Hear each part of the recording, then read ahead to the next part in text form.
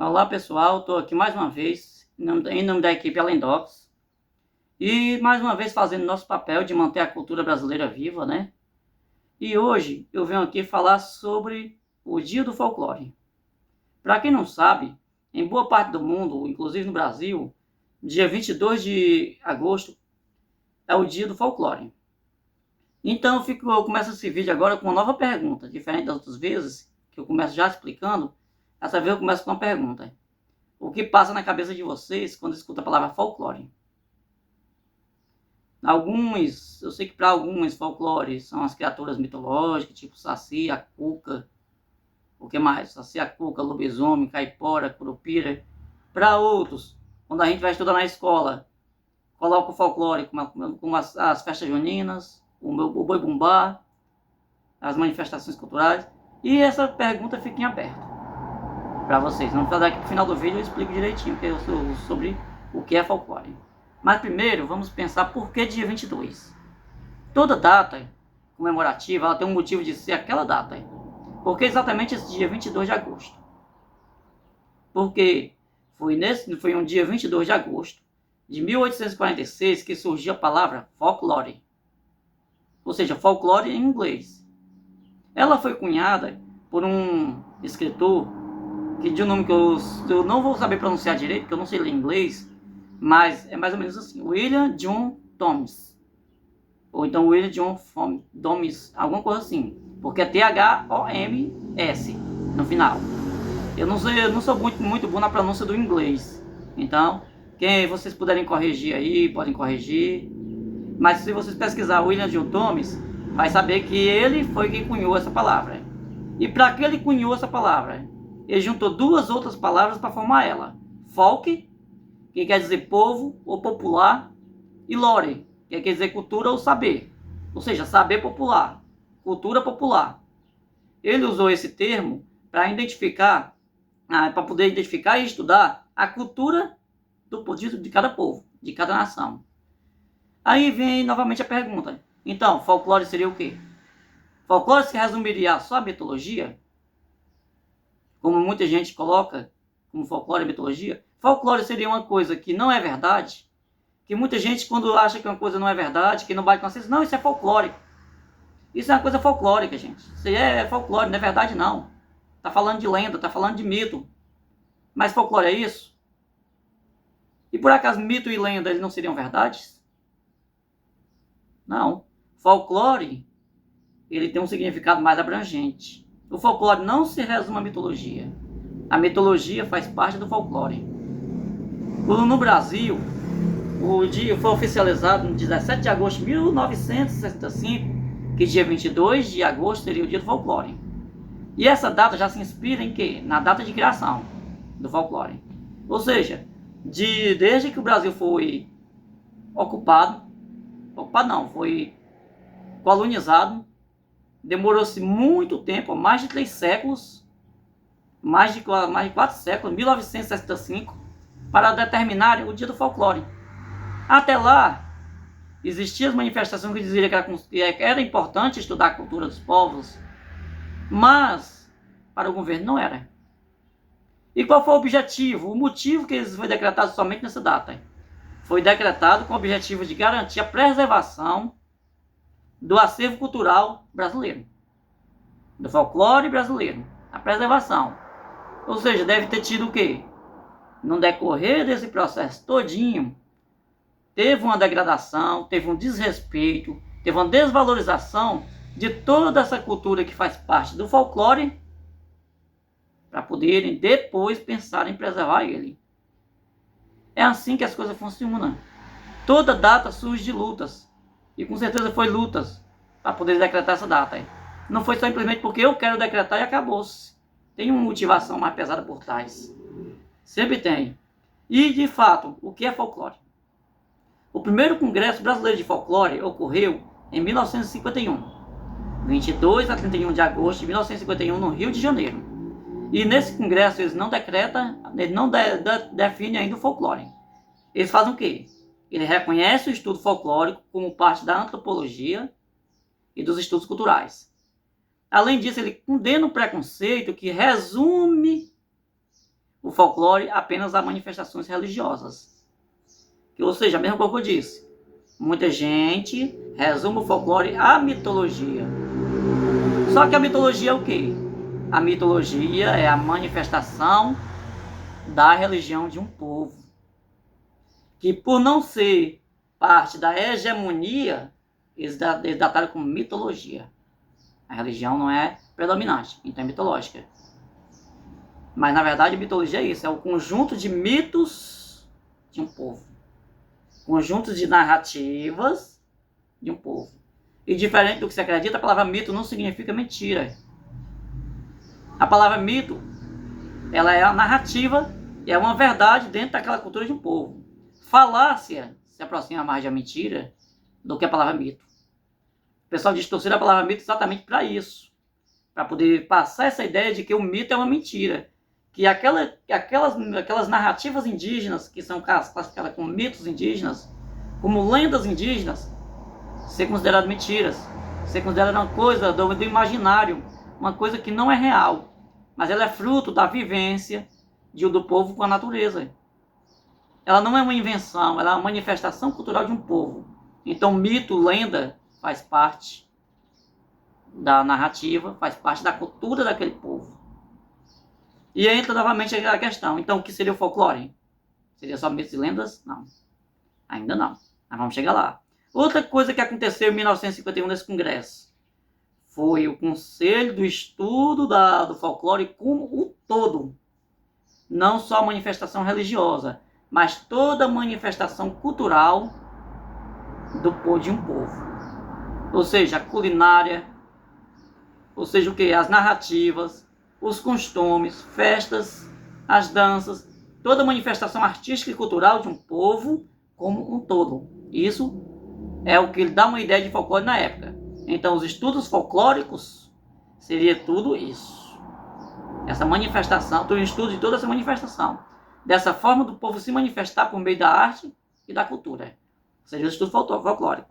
E o fato folclórico, isso também define o que é fato folclórico. Fato folclórico é a maneira de pensar, agir e sentir de um povo, desde que preserve a tradição popular. Tudo isso aí foi decreto, não foi um decreto, não passou a existir a partir daquele momento. Foi a forma que o primeiro Congresso Brasileiro de Folclore, que aconteceu em 1951 em Rio de Janeiro, conseguiu de sintetizar a cultura, o folclore de um povo em palavras para ficar fácil de compreender e estudar. Mesmo assim, ainda não definiram o que era folclore nesse tempo aí.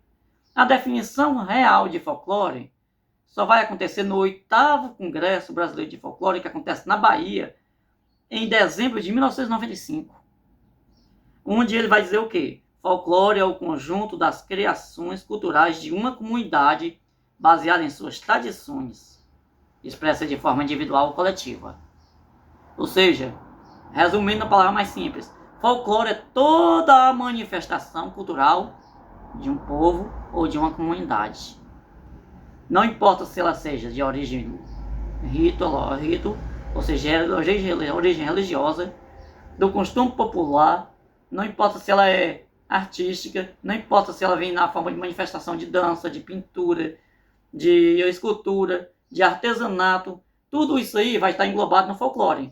Mas infelizmente, quando vão ensinar nas escolas, resume o folclore em 3 tópicos. Mitos e lendas de um povo, comidas típicas e festas populares.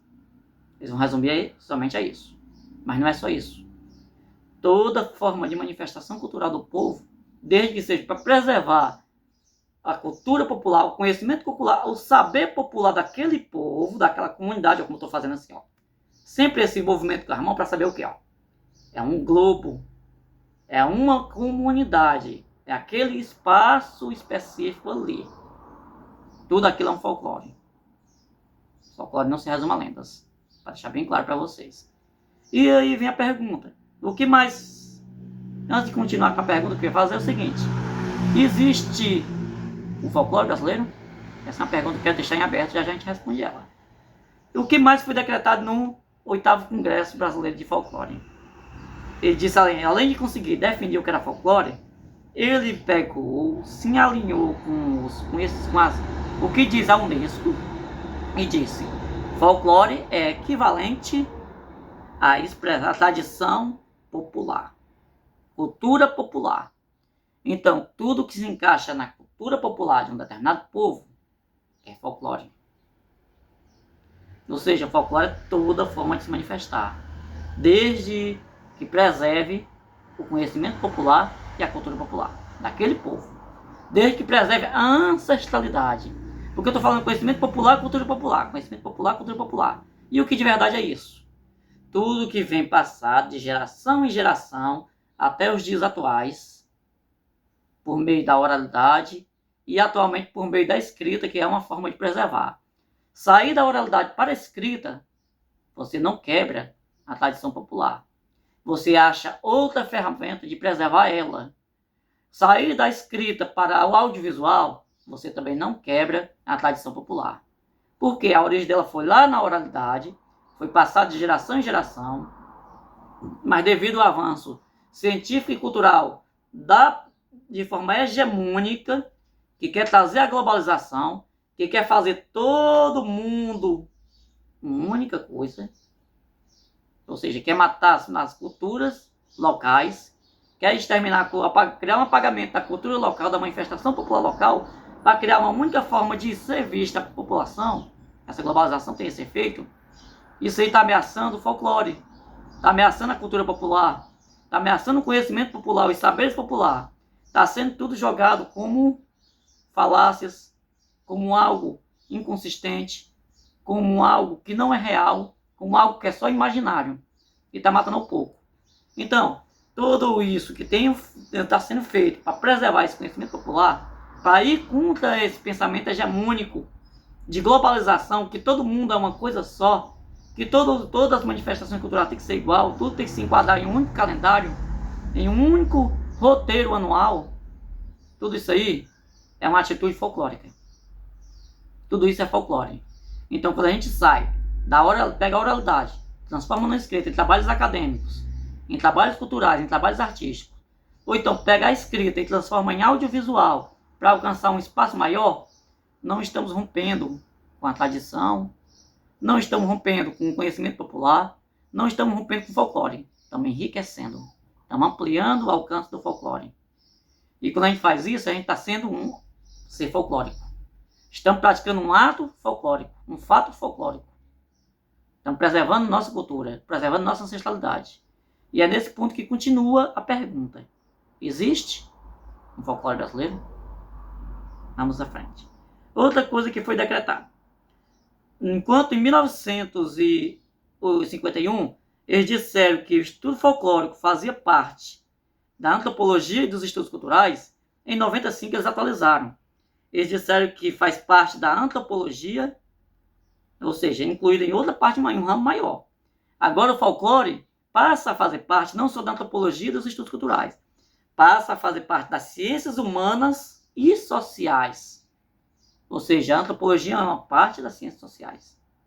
Os estudos culturais é parte das ciências sociais. Ele faz parte desse espaço mais abrangente, ou seja, o folclore ganhou uma valorização maior, saindo do primeiro para o oitavo. Mas olha quantos congressos teve para chegar no oitavo, do primeiro para o oitavo. Quantos anos se passou, 1951 para 1995, para que o folclore tivesse essa valorização ampliada?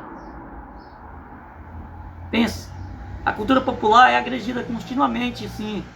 Tudo que é manifestação popular é agredido continuamente. E o objetivo da força hegemônica, de quem está lá em cima, quem empurra tudo de cima para baixo, de quem vem lá de fora para dominar aqui, é o que? É apagar tudo isso. É criar uma coisa só. Dizer que o indígena não existe.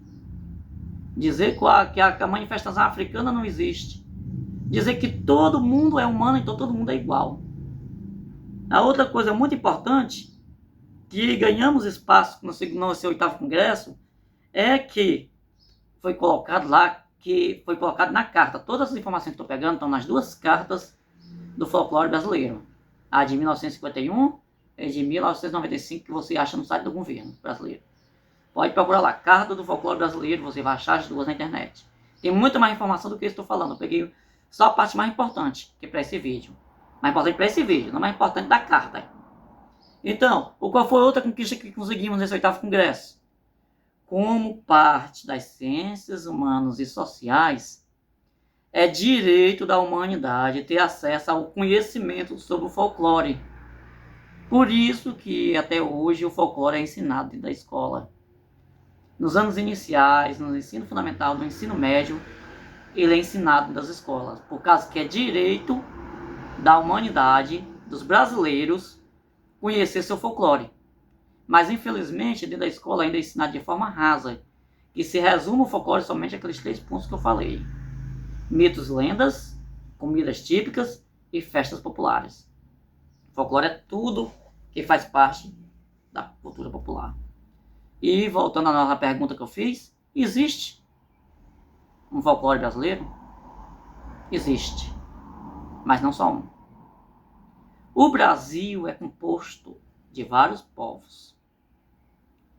A coisa muda, a cultura muda de uma cidade para outra do mesmo estado. A cultura muda de um estado para outro. De uma região para outra, região geográfica para outra. Dentro da mesma cidade, se ela for muito grande, a cultura muda de um bairro para o outro. Então o que acontece? Cada bairro desse, cada comunidade, cada povo, cada estado, cada município, cada região tem sua cultura, então tem seu folclore. Então não existe um único folclore. O Brasil é uma federação de estados. O estado não é uma federação de município. O município não é uma federação de bairros. Então da mesma forma funciona o folclore. O folclore brasileiro é formado pelos folclores das regiões, que é formado pelo folclore dos municípios, que é formado pelo folclore do estado é formado pelo folclore dos municípios dos bairros, e dentro do próprio bairro tem manifestações diferentes. O Brasil é um coletivo de folclore diferente, porque o Brasil é um país continental. Então não tem como eu falar do folclore brasileiro de uma forma geral. Quando a gente vai ensinar nas escolas, a gente ensina folclore brasileiro e puxa as mitologias. Mas não perguntem de onde vem cada ser fantástico daquele, de onde vem cada encantado daquele, que a gente não chama de ser mitológico nem ser folclórico, chama de encantado. De onde vem cada encantado? O Saci é de qual povo? A Cuca é de qual povo? O Boitatá é de qual povo? O Matinta Pereira é de qual povo? O Lobisomem é de qual povo? O Mapinguari, Capelobo, Pisadeira, todos são colocados num balaio só, como se fosse só de um único povo. Quando você sai do norte, lá da Amazônia, para o norte, Pará, tudo muda. Os encantados que se manifestam cantam é diferente do outro. Quando você sai dali, do sertão central do Ceará, para o litoral, ou então para o Vale do Jaguaribe, aqui dentro do Ceará mesmo, as narrativas são outras. A narrativa do meu povo muda das narrativas da cidade que eu fui morar. Que eu nasci e cresci numa região que não é a minha, de onde eu nasci. Nasci numa região, cresci em outra, fui estudar em outra e estou trabalhando em outra. Em cada canto desse eu conheci um folclore diferente. Uma manifestação cultural diferente. E aí, como é que se estuda? Como é que se faz um único parâmetro para estudar o folclore do Brasil nas escolas? Isso aí se chama um olhar de cima. Isso é o que pode ser rompido dentro da história. A gente rompe isso aí quando estuda microhistória. Porque a microhistória é olhar a história local. Em vez de você olhar a história de forma geral, que é a história dos vencedores, você olha a história local. Aí você vai ver outra história totalmente diferente. Do mesmo jeito é quando se for estudar folclore. A gente não pode estudar o folclore por cima. Não podemos dizer que o boto cor-de-rosa faz parte do folclore lá do Sertão Central. Não podemos dizer que o labatute, que é lá da Serra da Ibiapaba, da Serra do Araripe, da região aqui do Vale do Jaguaribe, uma serra que tem aqui, ele vai ser lá de Minas Gerais, do folclore de Minas Gerais. E aí, como é que fica os estudos do folclore desse jeito? Existe? Existe. Igual que também existe o quê? O folclore. Esses folclores, então a gente pode dizer o quê? Esses são folclores dos povos originais. Cada povo original tem seu folclore. Tem seu conjunto de encantado, seu conjunto de lendas, seu conjunto de mitos, seu conjunto de tradições, comidas típicas, festas e tudo. Cada povo original tem o seu. Então existem os folclores originários, dos povos originários. Igual que o povo ribeirinho vai ter um folclore, que é um povo tradicional. Ó, existem as comunidades dos povos originários, que são os povos indígenas, os povos ciganos, os povos ribeirinhos. Então, cada povo tradicional desse, os povos indígenas, cigano, ribeirinho, quilombola, são todos povos originários, são povos tradicionais. E aí, cada um deles vai ter seu próprio folclore. Então, o folclore se torna uma linguagem de resistência. Porque a partir do momento que eu passo a olhar o folclore não como o folclore do Brasil inteiro, mas como o folclore daquele povo, eu vou ver um folclore ali, vou ver uma vida ali, uma ancestralidade ali, uma característica própria daquele povo, e eu vou conseguir ver o quê? Que aquele povo existe. Então, o folclore se torna uma linguagem de resistência ali. Quando eu vou ver o folclore que veio de fora e se instalou no Brasil, eu estou falando do folclore brasileiro. Quem são esses? Eu vou dar só alguns exemplos.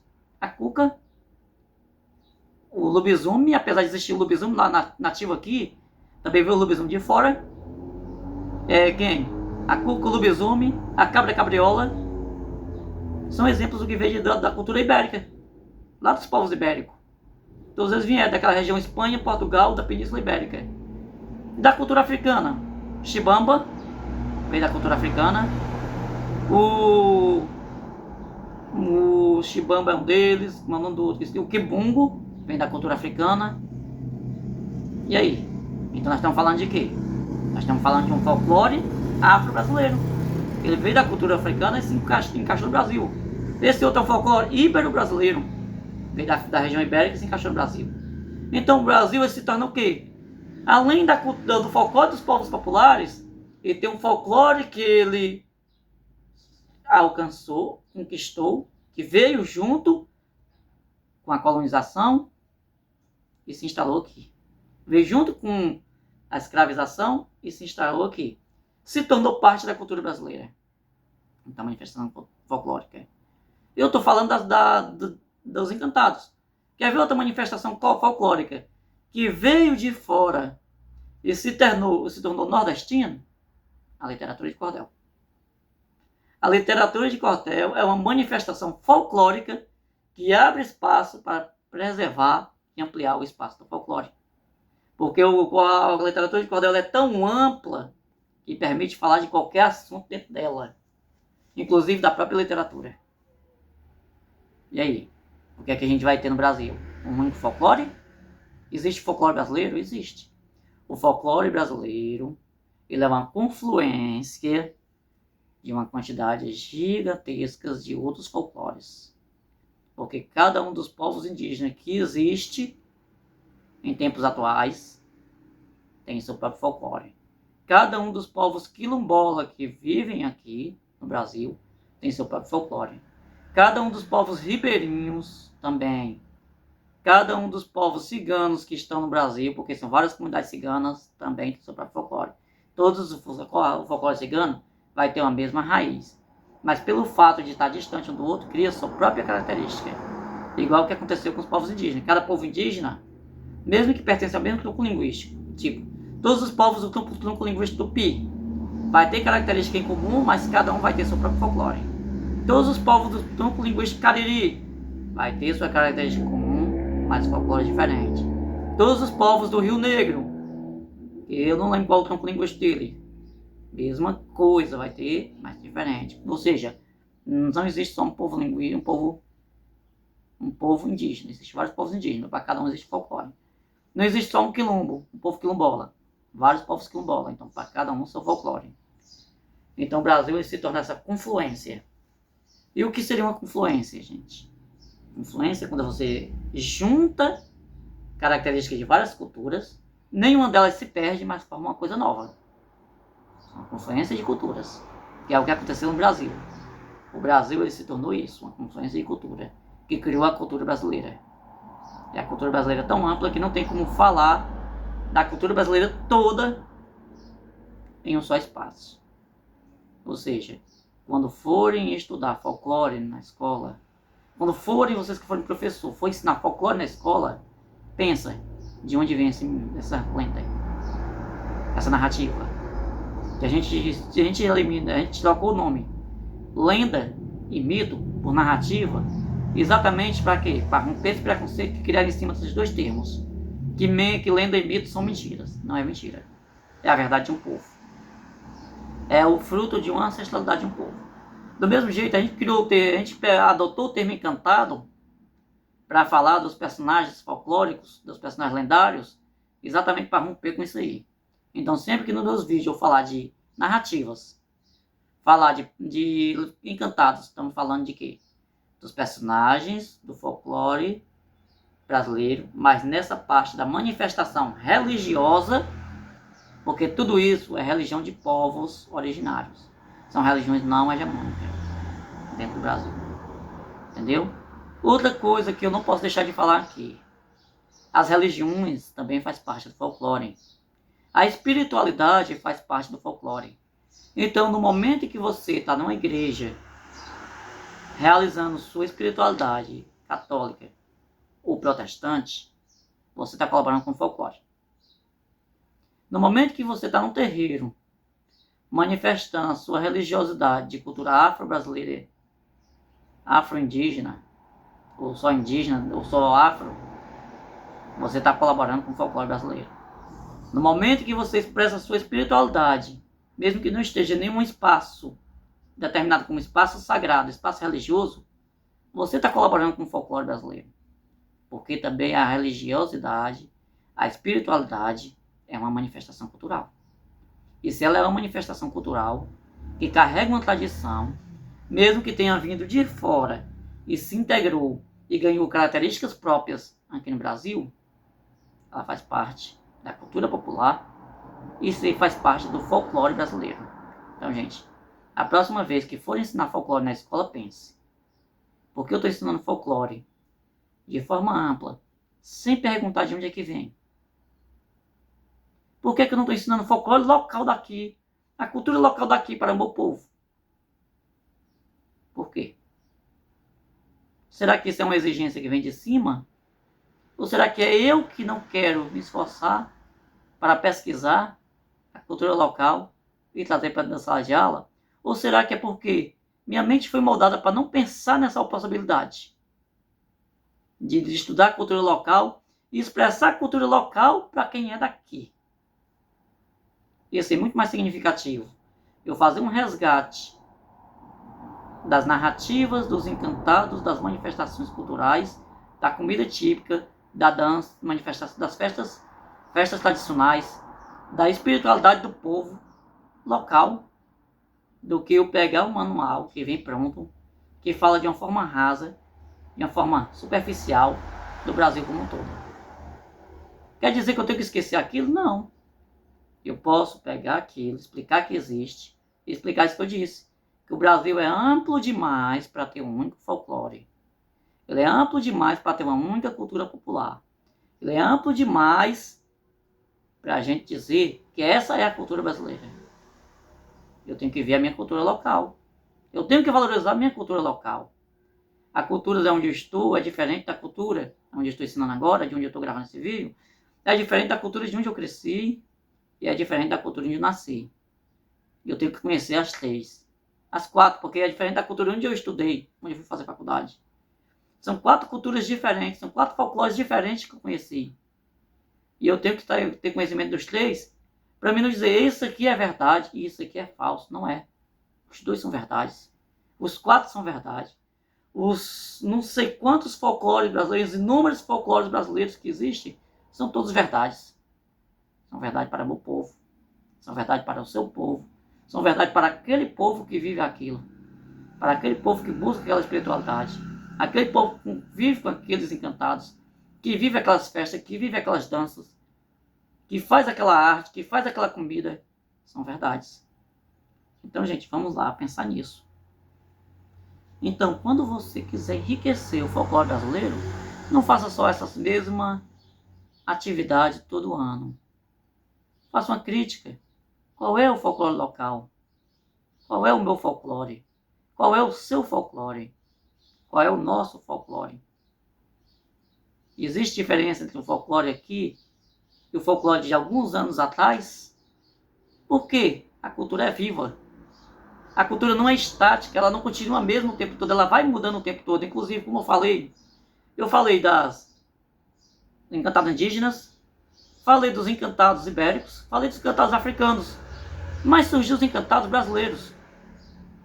E surgiu os encantados depois que o Brasil se tornou Brasil. Um deles é o Cangaceiro Degolado. Tem gente que vai dizer, é uma cópia, uma imitação. É uma imitação do Cavaleiro Sem Cabeça? Não, não é. O Cavaleiro Sem Cabeça é outra história totalmente diferente.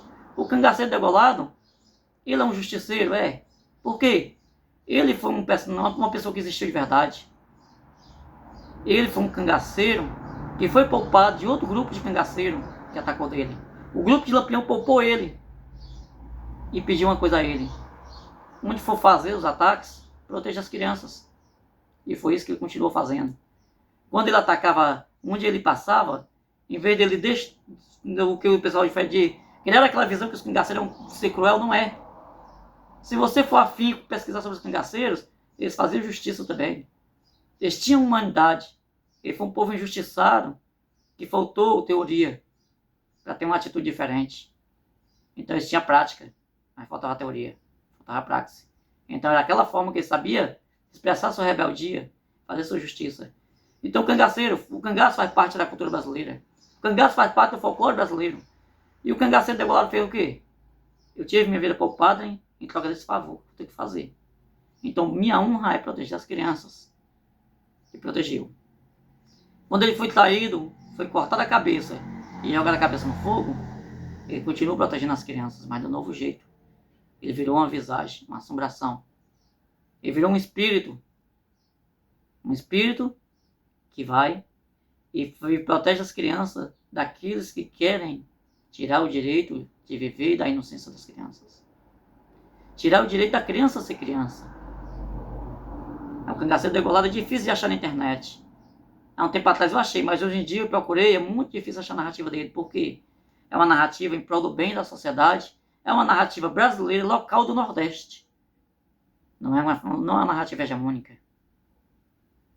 Outro que a gente não vê como ser fantástico, mas não vê como ser folclórico, mas é folclórico porque fez parte da história do Brasil.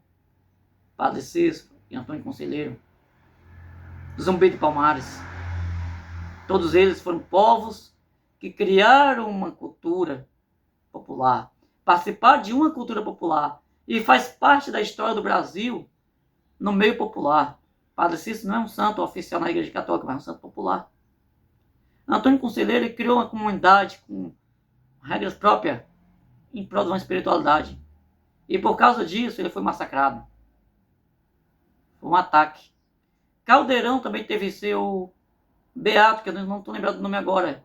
Mas Caldeirão foi um massacre pior que Canudos e é pouco falado. Quase ninguém conhece o massacre de Caldeirão.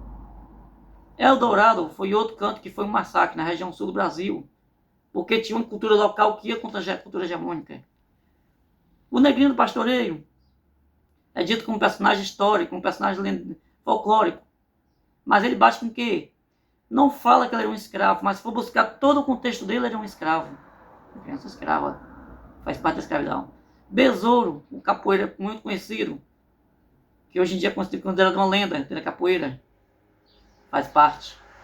E não saindo dessa parte que é considerada lenda, ninguém sabe se existiu, mas a gente sabe que existiu, mas o pessoal continua dizendo que é só mito.